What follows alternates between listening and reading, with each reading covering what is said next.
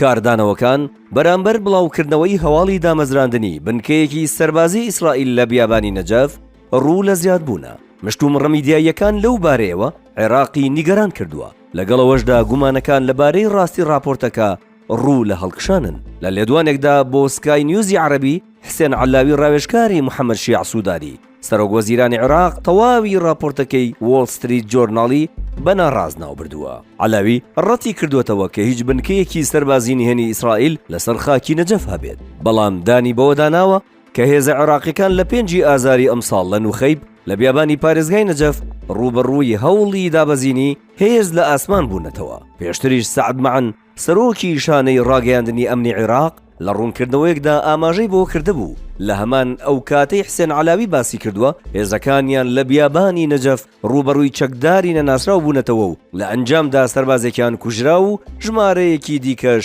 بریندار بوون. ئەوەی جێگەی سەرنجە لە لێدوانی بەرپرسانی باڵای عێراق دژیەکی هەیە و هەمووشیان دان بە ڕوبەڕووبوونەوەی هێزێکی بیانی نادیاردادەنێن بەبێ ئەوەی ناسنامەی هێزەکە ئاشکرا بکەن.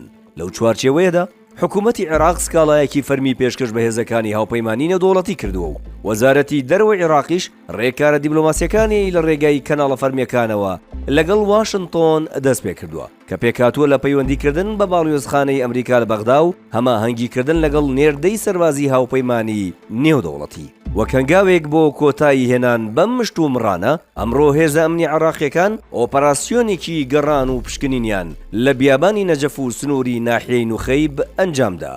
ئەم بابەتە عێراقی ڕوبەڕووی ڕەخنەی توند کردوێتەوە بەوەی توانای پاراستنی سەروەری وڵاتەکەی نییە، لە کاتێکدا ساڵانە ملیاران دۆلار لە بودجەی وڵات بۆ بەرگری و گروپە چەکدارە جۆرا و جۆرەکان خەرج دەکرێت.